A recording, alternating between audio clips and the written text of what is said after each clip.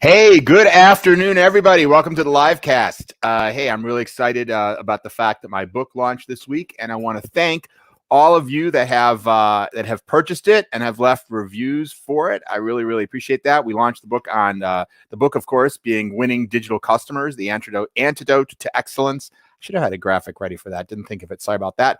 But I have, I'm excited to announce that over this weekend, there were a lot of books sold. At one point, we were the 15th most purchased book in the Kindle bookstore on Amazon. So yes, thank you. Now we're down to like the 100th. So it fluctuates. But anyway, still, I'm really proud of that. That's really good. And appreciate, again, everybody who's gotten it. I really, really hope that you all get a lot of benefit and value from it. And feel free to post, of course, here any questions that you have. We can cover some during the live cast. And in fact, today I want to tackle, and I want to say, if you are, I think one of the reasons why we sold so many books is we decided to start off with a big sale. So the book is still only 99 cents in the Kindle version. That's going to end soon, another few days, I think. So run over there and grab it on Amazon. You can go to wdc.ht/Amazon. I don't think we have a graphic of that, but you can go to wdc.ht/Amazon, or you can just go to Amazon and go find the book. Oh boy, my goodness, they made one for me. So there we go, wdc.ht/Amazon, or you can just go to Amazon. Doesn't matter. And it's 99 cents just for a few more days, and it'll be the regular price, which I think is $14.99 or something, which is good too, right? If it's a book that's going to change your whole company, $14.99 ain't much to spend. But hey, if you're like me, you love a good bargain, you can actually pick it up for 99 cents. Okay, so with that, let's dive into our main topic today. And it's also based, as you know, every second or third one of these live casts, we wind up focusing it on a question that we've got from one of our viewers, and I want to do that today. So somebody posted a message that said, we're quite fortunate. The pandemic actually has turned out to be a net positive for our business. And I think in a prior live cast, we talked about the fact that, it's very interesting to see the impact of this. We have some companies who are absolutely strapped by their ability to deal with the increased demand associated with this, and others, of course, are in big trouble because they've seen their demand completely evaporate. Certainly, companies in the travel industry and many aspects of food service, but other areas like grocery stores are seeing great growth. In any case, this particular viewer said our company has seen growth during the pandemic. And now we are being challenged by our CEO to figure out what are the big bets that we should be placing over the next few years to drive the next level of growth for our company in such a time of change. How do we figure out what those big bets should be? There are a lot of ideas floating around, but we're really not sure which ones to pick. So, right. Yes. And I do talk about this a little bit in the book, although I'm actually going to present some content here today that we're using with clients now, which is a framework for identifying kind of big opportunities that companies should pursue. And this is not in the book, but though we do talk about the sort of general topic. So let me see here. I have a slide or two to share on this topic. Big bets. There you go. And so hopefully you can make your bets using a little bit more science than you'd use at the roulette wheel in Las Vegas, right? A little more than just knowing what your lucky number is. So that's really what we want to talk about today. So here's our framework. First of all, we like to think of any kind of strategic decision, and certainly making big bets, picking new, let me just maybe take a step back and say, well, when we talk about a big bet, what do I even think we're talking about?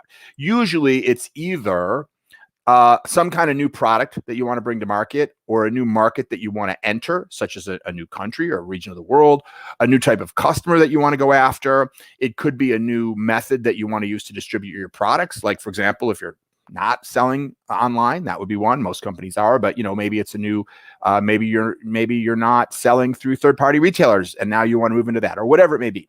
So those are some of that, or sort of some massive new marketing technique that you want to leverage. That's going to draw something though that is anticipated to be a major inflection point in your business, something that has the potential over the course of a few years to increase your business by 30%, 50%, 100%, something that's meant to have a major impact. And, when people talk about them as big bets, I think the reason they talk about them that way is that most people recognize that ideas that are designed to be that transformational are usually not guaranteed to work.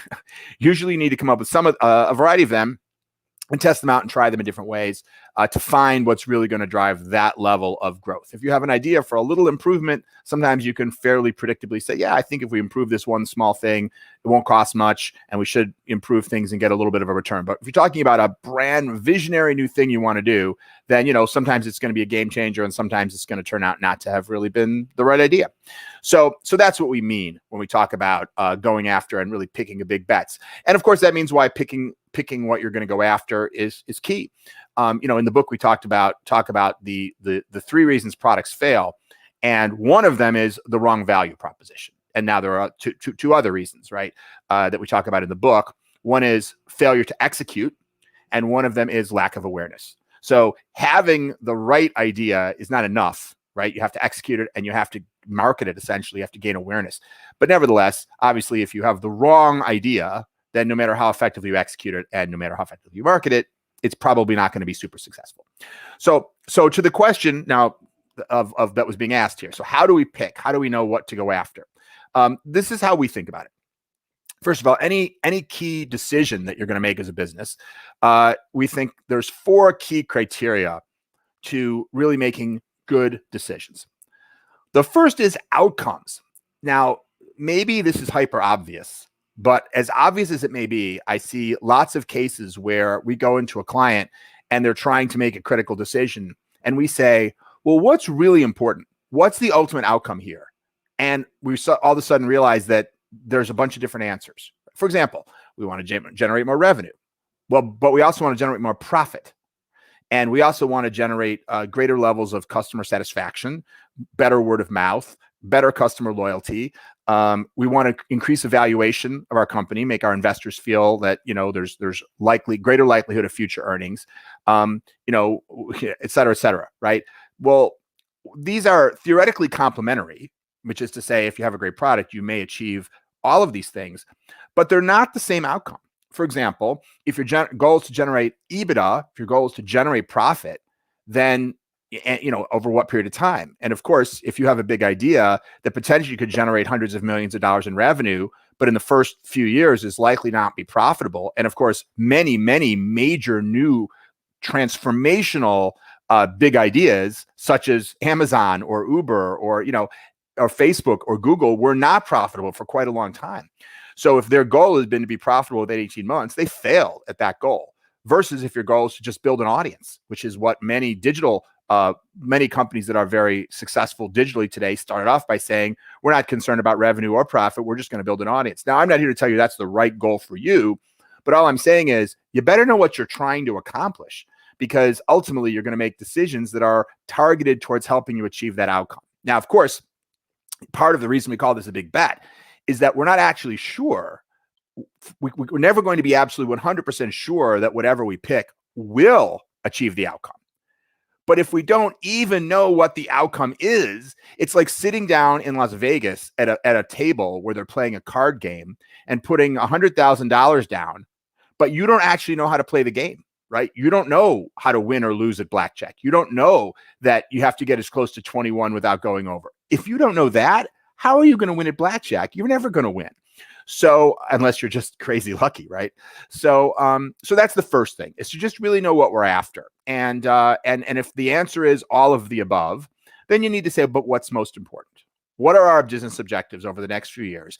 And is it more important to generate revenue, or is it more important to generate profit? Or is it more important to influence the reputation or our customer or grow our customer base? You know, hopefully any one of those will ultimately lead to all of those, but specific possible big bets may not be consistent with them all the same way, particularly on a certain time frame. So that's clearly defining outcomes. And sometimes we do whole workshops with clients and their teams just to get clear on what it is that we really want to prioritize as an outcome. And I can't stress enough, if you're not on the same page about that, it's going to be pretty hard to get alignment around any decision, because it's sort of like, you know, we can't agree on which highway or which route to take, right? We're in a car and we're having an argument because we can't agree on the right route.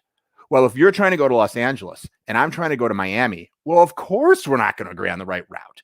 If we both want to go to Miami, we still might not agree on the route, but at least now we're trying to have a conversation about the same outcome, and we have a hope of finding a route that we can both agree to. But if we're trying to go completely different places, well, then we're never going to agree. Okay, so that's the first kind of key thing to bear in mind is you're trying to place big bets. Big bets to do what? So what's the second thing? The second thing is insight, because probably the outcome is going to define a behavioral related measurable thing that you're trying to achieve. Meaning, if your goal is revenue, you want more people to buy things.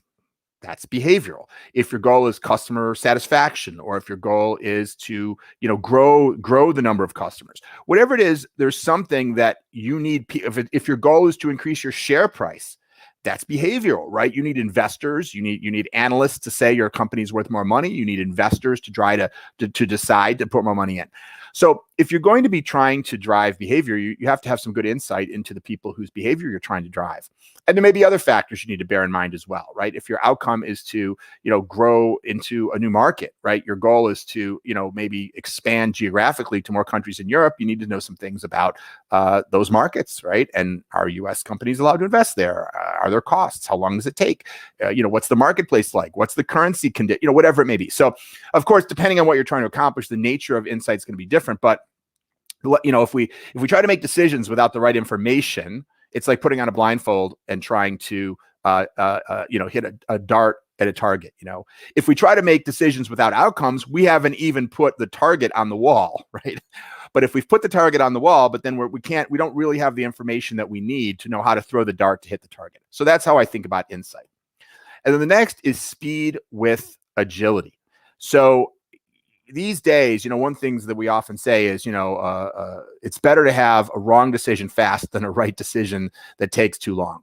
And so typically in business today, for multiple reasons, you have to be able to move quickly. Even take the issue of insight. If you have insight, but you sit on it for a year while you think about what to do about it, well, the insight's probably stale. The world is changing so fast.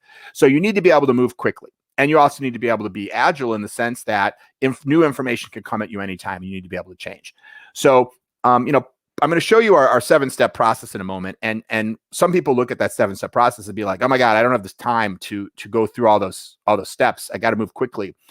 And what we always think about is, going through the right series of steps is essential to getting to a successful outcome, or at least it's what makes the outcome much more predictable. So to us, speed is not about skipping steps. For example, it's not about skipping. You could not define your outcomes and not do any insight. And in theory, you might actually feel like you're increasing your speed, but that's not actually increasing your speed. That's just taking things out. It's like if I'm supposed to be the bus driver and pick up 6 different kids in 6 different towns and then take them to school, and someone says I have to do my job faster, and so I just pick up 2 of the kids and then take them to school. Have I done my jobs with greater speed? No. I might have done it more slowly. I just cut out 2/3 of my job is all I did. That's not the same thing as speed. Speed is when you're able to move more rapidly. You're able to accelerate through the steps. So we'll look at the steps in a second. But I think that's the key, is to know the critical steps. If you decide not to have any outcomes, for example, let's say let's go back to our example before that we want to get to. Let's say that, or I'm sorry, let me say, so if you don't have any outcomes, as I said before, you can go as fast as you want. You don't even know where you're going. If you don't have any insight, you can go as fast as you want. But let's say I want to get to Miami, right? So we've decided we have a clear outcome.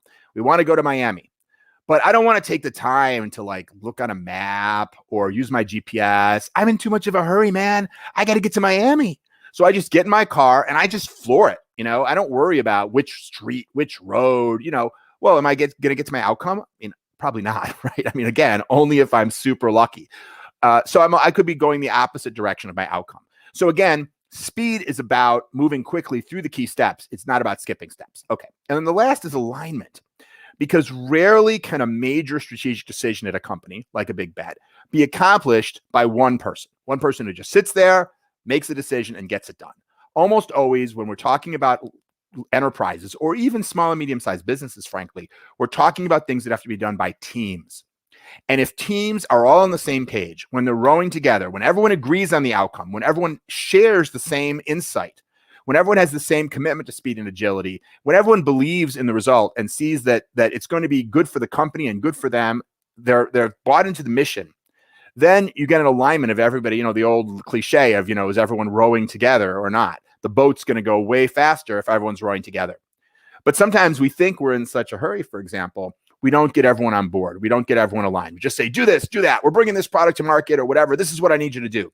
And people don't really even understand the outcome, or they don't understand the insight. So they're trying to follow instructions, but they're not really on board.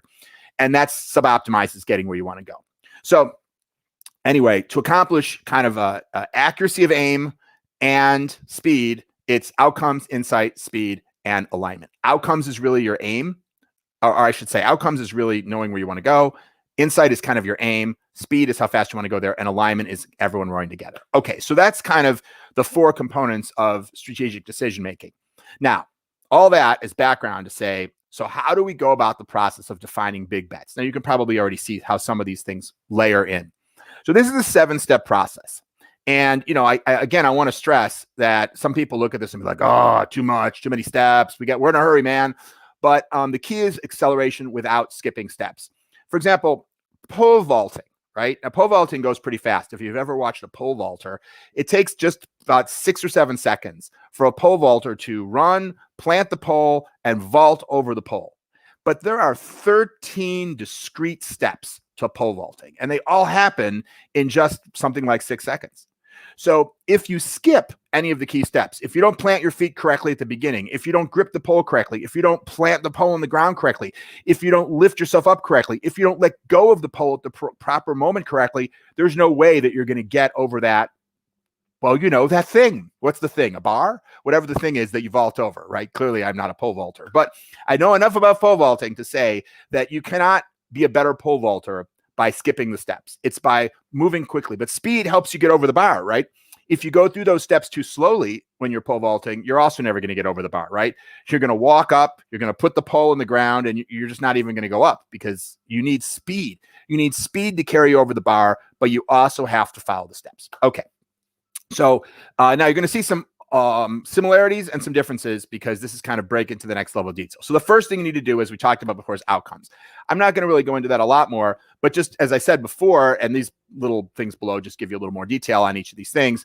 What is it? Is it revenue? Is it value? Valuation? Is it profitability, et cetera?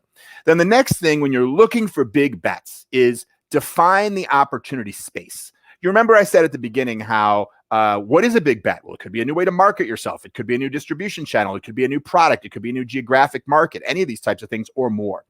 So here are some of the major areas. The way I look at it is there's an endless universe of possibilities. We want more revenue. What should we do? I don't know. We could open a chain of dry cleaners. Dry cleaners make a lot of money. I mean, yes, but if you're an accounting firm, it's probably not the easiest way for you to expand and make more money is to open a chain of dry cleaners, most likely. But you probably also aren't going to do the exact same thing you're already doing, because if the only ideas you get are, well, why don't we just, do more auditing? Why don't we do more tax preparation? Well, that's probably what you're already doing. When you're looking for a big bet, you're looking for something new, something that creates a new growth opportunity. So it's not exactly what you're doing today, but it's probably not totally discontinuous from it either. So when you're starting the process of trying to figure out what those big bets might be, you probably want to think about what are the parameters? Where are we looking? If we're trying to find a country to expand to, are we looking at all 188 countries in the world? Are we only focused on countries in Europe? Are we only focused on countries with more than 10 million people who live there, that have a certain standard of living, that need a certain product? I mean, how do we narrow down the universe? And so here are some possible ways. First of all, customers. Are we only focused on ideas that appeal to our current customer set? Or are we open to new types of customers? Just appealing to a different type of customer in and of itself could be your big bet. Or, production. What is the method by which we create stuff, right? And obviously, some businesses are more products and some businesses are more services. But take somebody like Uber. One of their big, innovations was to think about taxi and car service in a completely different method of production, meaning to crowdsource it, to get individuals with cars and who want a part-time job to do the driving, rather than see it as the traditional model of I need to buy cars, I need to hire drivers, et cetera. Marketing, as I said before, it could be a totally different method of marketing. It could be a new distribution model. Maybe right now you sell all your products through retail stores, and then you decide to create your own sales force and go door to door selling your products or something like that. And anyway, I'm not going to go through every one of these, but there are many different, so the point I'm trying to make here is you want to narrow it in. if your CEO is saying, no, we're not interested in ideas that require us to distribute our products in a different way. Okay, that's fine. That's not bad, because you need to start to narrow in the universe. Take something like brand. Is your new big bet have to go out under your existing brand, or might it be a different brand? And if it has to go out under your existing brand, are there constraints to what you potentially could do under your existing brand? I mean, most brands have a certain. If Nike decided to open up a chain of fast food hamburger restaurants, that probably wouldn't make a lot of sense for the Nike brand, right? But if the company Nike saw that as a huge opportunity, could they just create a totally other brand and open up a series of fast food restaurants that just happen to be owned by the same parent company? Of course they could. But is that on the table, or is that not on the table? And also investment. Is there a certain level of investment that you're willing to be open to? Some ideas are just so big, they're going to require a certain level of investment that, well, the bottom line is, if you know that the maximum investment your company is willing to make is $100,000 or $1 million or $10 million or whatever, then at least you know what your constraints are. So that's opportunity space. And then I'm going to blast through the rest of these pretty fast. But, research, as we said before, insight is key. So what are the different types of research you could do? Because you're searching for something, right? You don't want to be playing roulette. You don't just want to pick a random number out of thin air. So now we know what we want. We know the realms that we can look, and frankly, the realms that we're not going to look in. Now we're going to do some research and understand, where's their customer pain in those areas? What are the market sizes? What's our competition? What technologies could enable us to do something new and different that might be differentiating in the marketplace? What regulatory constraints do we have to be concerned about? These are just examples to understand the realities of those opportunity spaces, because you're looking within each opportunity space to find what? An opportunity. And then once you have all that background knowledge, then it's a brainstorming process. And in my book, Winning Digital Customers, we go into a lot of different techniques for brainstorming. I'm not going to try to turn this into a whole description of that. You can have workshops. You can hire outside people to do brainstorming. You can bring clients and customers in to brainstorm. You can use idea tools to do sort of, use digital tools to allow team members to connect virtually, like tools like Spigot or Bright Idea, which are platforms for people to collaborate on ideas. So a lot of different ways to brainstorm. And then you're probably going to wind up with a lot of ideas. That's great. That's what you want. But then the question is, okay, but we don't want to make 100 big bets. Maybe you only want one, or you only want 2 or 3. So you need to create some kind of a decision framework. How are you going to pick? Is it based on the cost? Is it based on how long it's going to take? Is it going to be based on how big the impact could be, meaning how many customers it could bring in, or how much revenue or how much profit it could drive? Is it based on alignment with your brand? Is it based on risk? Every big bet has risks, but some have more risks and less risks. In the book, we talk about different categories of risk, like implementation risk and legal risk and customer acceptance risk and things like that. So you want to think about, how are you evaluating these based on those types of things? And alignment, some ideas you're just not going to get everybody on board within your company. And so maybe that's part of the decision. Are the ideas that everyone agrees with automatically the better ideas? No, but are ideas that nobody agrees with probably not going to happen, even if they were really good ideas? Probably not. So that might be a factor as well. So that decision framework, which is useful to create before you're looking at any one idea, are helpful, because if you love an idea, you're going to craft a decision framework that's going to make it win. But if you craft that decision framework independently, and then you love an idea, but then you sort of go through the discipline of saying, well, wait a minute, let's look at it in the context of the decision framework, it might lead you to another decision. And then you need to go in and evaluate and prioritize. Now you've applied your decision framework, and we provide, actually with Winning Digital Customers, we provide a series of spreadsheets on our password protected website that are meant for evaluating ideas and then scoring them and enabling you to actually plot them on a graph. We actually provide this all in a spreadsheet that's free. It comes with the book.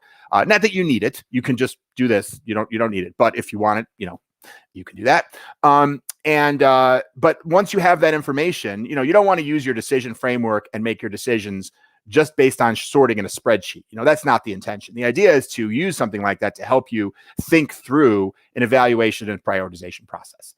And we like to think of 3 types of evaluation and prioritization. And I think everybody uses all 3 of these types, but it's helpful to think of them separately, because it just gives us a moment to acknowledge the truth, which is that there are some elements of evaluation which are empirical. By empirical, I mean, what are the costs? What are the fees to set up a new company in a new country, right? There's a specific fee you have to pay to that country, right? Or, what will it cost for us to terminate the leases on all of our retail stores in Nebraska, or whatever it may be? Like, it's a known measured cost. It's not really up for discussion. It's just, we know this information. And then there's intuitional, Hopefully you have a lot of people on your team who have a lot of experience. And so they may look at something and go, yeah, in my experience, I don't think this is going to work. And they may have some rationale, but they may not always know exactly why they feel that way, but they're very expert in their area. Malcolm Gladwell talks about in the book Blink, how people who have lots and lots of knowledge and experience through years or decades can often look at things and make quick judgments without necessarily knowing why. Because your subconscious is doing a lot of the work. He talked about art experts who can look at a painting and tell you very quickly if it's real or a forgery. But then when they're asked, well, let's say they say it's a forgery, what makes you say that it's a forgery? Then they have to spend a lot of time trying to figure out why are they saying that? And ultimately they conclude, it's the brush strokes or it's the pigments or whatever it may be. But their ability to unconsciously come up with a gut reaction is much faster.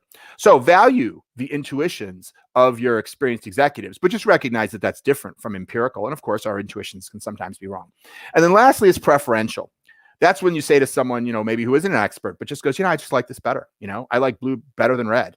And those are just preferences. And listen, all other things being equal, it's good to have decisions that we like, that we prefer. Why not? We're going to enjoy more working on them.